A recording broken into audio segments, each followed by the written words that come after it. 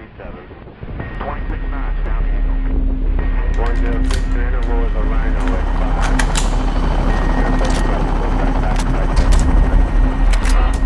Good. 07 on glide path on course 1 mile. Good. 07 on glide path on course. On the 9th of April 1940, the German army invaded and conquered Denmark. For the next 5 years, the country remained under German occupation, an occupation that was resisted every step of the way by the Danish Resistance Movement. By 1944, the resistance network had grown to a total of 20,000 members across the country.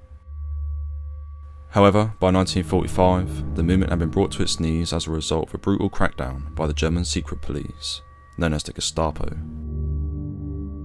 The branch of the Gestapo responsible for Denmark operated from its headquarters in the capital of Copenhagen, which was located in the city centre in a building known as Shell House. Shell House was the lifeline for Gestapo operations in Denmark, and within its walls it housed thousands of documents regarding the Danish Resistance Movement. It was so important to the Germans that not only did they paint its outer walls in camouflage, but they also reserved its top floor for any prominent prisoners affiliated to the resistance, to act as a deterrent to any possible Allied attacks. The Danish resistance was fully aware of the importance of Shell House to the German occupation of Denmark, and knew that taking it out would not only severely weaken the German position in the country, but also ensure the survival of their resistance network. Consequently, several resistance leaders turned to Britain for help, more specifically requesting that the Royal Air Force launch a low-level attack against Shell House. Initially, the R.A.F. turned down the requests, ruling them out as simply impossible to do without high civilian casualties. Edward Sismore, who at the time was acting squadron leader for No. 21 Squadron, Royal Air Force, remembers, "We were asked if we could attack the Gestapo headquarters in Copenhagen. I must admit the first reaction was that it was not possible to pick out one building in an entire city. But then we looked very carefully at all the information the Danes had provided us, photographs, diagrams, maps, and realised that there was just one possible approach to the Shell House, which could be successful. The only possible approach to the target was from the southwest, where there was almost 600 metres of open ground from which the aircraft could manoeuvre themselves into an attacking run. In their approach, the aircraft had to drop their payload so that they hit the bottom floors of the building, thus destroying the Gestapo documents, but do so that the damage to the top floor was kept to a minimum, to give the 26 resistance fighters an opportunity to escape. The R.A.F. decided early on that the raid would be carried out in 3 waves, made up of a total of 20 de Havilland Mosquitos, supported by 30 R.A.F. P-51 Mustangs. Spearheading the attack would be Wave 1, which was made up of 6 Mosquitoes from No. 21 Squadron, Royal Air Force. Following up in Wave 2 would be a further 6 Mosquitoes from No. 464 Squadron, Royal Australian Air Force, and finally in Wave 3 were 6 aircraft from No. 487 Squadron of the Royal New Zealand Air Force. Embedded into Waves 1 and 3 were 2 additional Mosquitoes, which both had an onboard cameraman whose task it was to capture footage of the mission for propaganda purposes. Providing a fighter escort to the Mosquitoes were the 30 R.A.F. Mustangs from No. 64 and No. 126 Squadrons, both of the Royal Air Force. The task given to the Mustangs was to protect the bomber force in their flight to and from Copenhagen, and suppress German flak batteries that had been identified within the city. Originally, D-Day had been penned in for the 19th of March 1945. However, bad weather postponed the raid, codenamed Operation Carthage, until the 21st.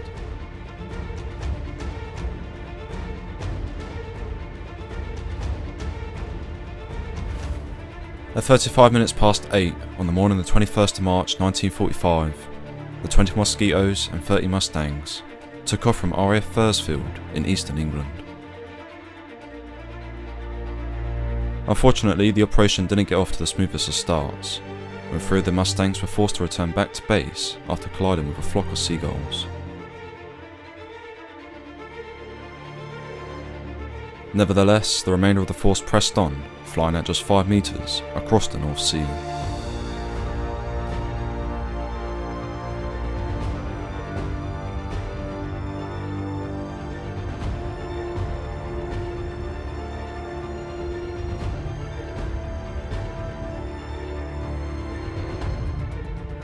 At 10:40, the first wave made landfall over the Danish coastline, and 20 minutes later reached the rendezvous point above Lake Tyso. Here it was agreed that the Mosquitoes of 21 Squadron, Wave 1, would press onto the target, whilst Waves 2 and 3 circled the lake once and twice respectively, before moving on.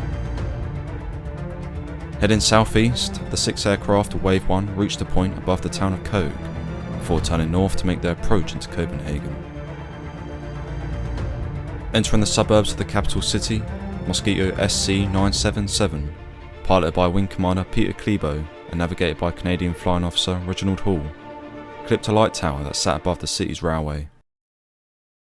The collision led to Klebo losing control of the aircraft, which banked left, hit the roof of a building, and crashed into a nearby French school.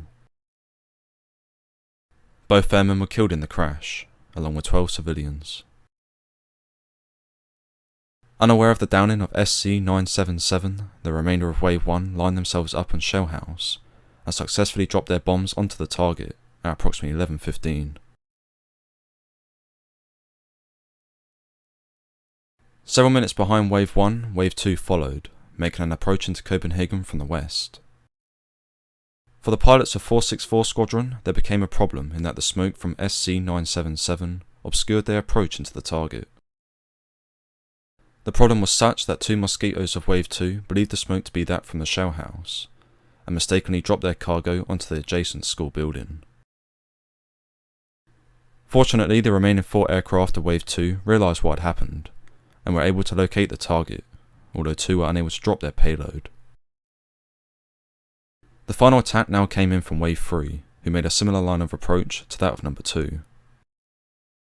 Tragically, the airmen of 487 Squadron faced the same problem encountered by those in Wave 2, which led to all but one of the Mosquitoes dropping their bombs onto the French school, resulting in the death of 102 civilians.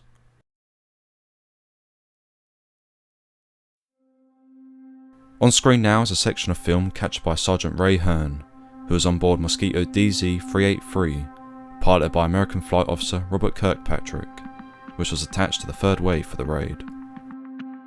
The film starts with DZ-383 flying over the city zoo, with 2 other Mosquitoes from 487 Squadron directly to her front. You'll be forgiven for thinking the smoke in the background is from the shell house. This is actually the smoke from the crash of SC-977 at the French school. This footage is perfect for illustrating the difficulties experienced by the crews of Waves 2 and 3 in trying to pick out the shell house, which was completely obscured by the smoke from the crash site.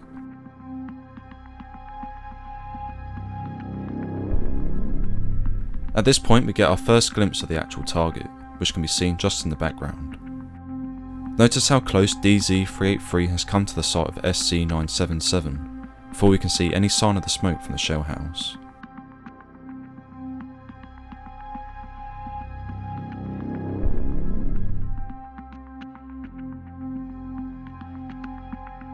The footage then cuts to DZ-383 600 metres beyond the French school, flying northwards before making a sharp turn east and crossing over the patch of water known as St. Jorgen's Sow. The aircraft then levels out, at which point a second Mosquito of Wave 3 flies into shot.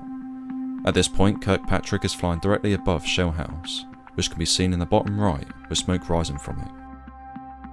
Kirkpatrick then flies northeast from the target, and we're able to observe several key features, such as the Ørsted-Parken, Rosenborg Castle, the National Gallery of Denmark, and the Tower of the Isaiah Church.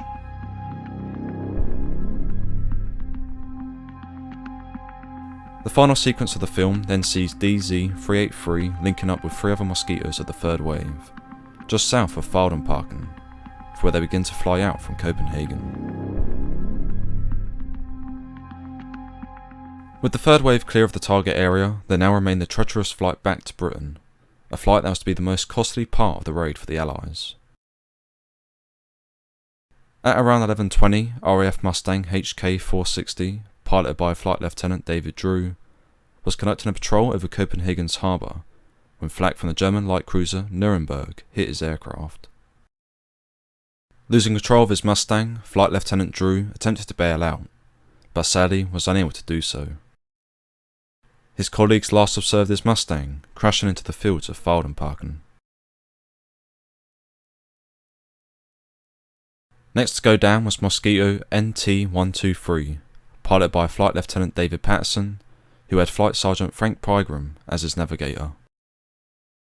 Patterson's aircraft was part of the third wave that came in from the west, and on clearing the target area, he and Pygram flew across Copenhagen's harbour to the northeast. Passing over the harbour, their Mosquito was hit by flak fire in the left wing, causing Patterson to somewhat lose control of his aircraft. Speaking over the radio, Patterson notified the other crewmen that he was going to attempt a landing in nearby neutral Sweden. However, the damage to his left wing was too severe, and instead he was forced to ditch the aircraft in the sea, approximately 2 kilometres away from the island of Ven. Patterson and Pygram survived the landing, and were last seen by inhabitants of Ven standing atop their ditched Mosquito. Sadly, Mosquito NT-123 was soon submerged under the water, and Flight Lieutenant David Patterson and Flight Sergeant Frank Pygram are still missing in action.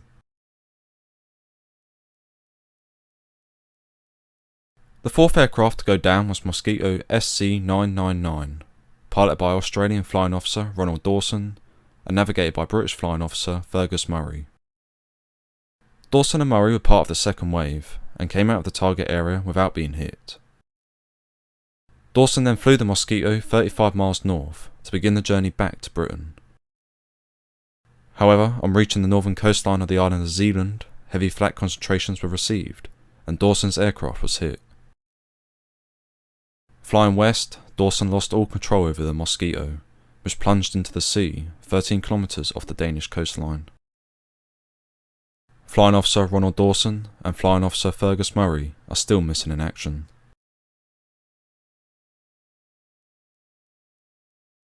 Mosquito RS-609, piloted by Australian Flying Officer John Palmer, was the fifth aircraft to go down. Palmer, with his Norwegian navigator Sub-Lieutenant Herman Becker, was part of the second wave and after releasing their bombs turned north to the coastline of Zealand.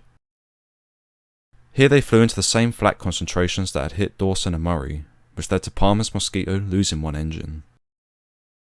Struggling to stay in the air, Palmer's Mosquito was last observed crashing into the sea off the island of Samso. A week after the raid, a body was washed ashore onto the island, and the serviceman was buried as an unknown airman. In the year 2000, the airman was identified to be Sub-Lieutenant Herman Becker. Unfortunately, Palmer is still missing to this day.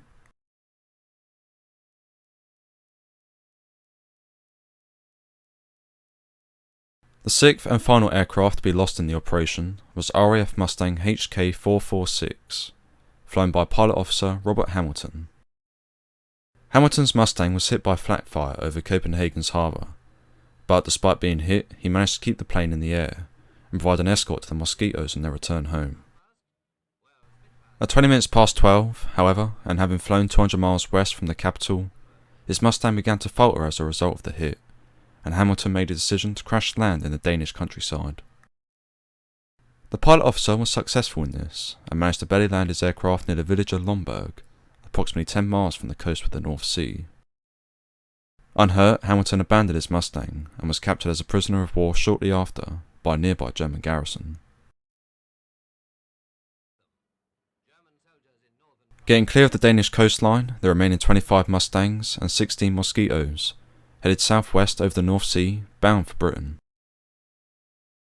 But whilst the air group had left enemy airspace, some pilots were still fighting battles of their own. One instance was with Wing Commander Frank Denton, the pilot of Mosquito PZ-402, who had formed part of the third wave in the attack. Denton's aircraft had received several flak hits over Copenhagen, damaging the plane's landing gear. Consequently, in approaching R.A.F. Thursfield, Denton was forced to conduct a belly landing, which he successfully done. Another Mosquito, PZ-462, flown by Flight Lieutenant Roland Dempsey, had to fly the 500 miles from Copenhagen on one engine, having been hit by flak fire. Despite the challenges presented to him, Dempsey was able to make a successful landing at Thursfield Air Base.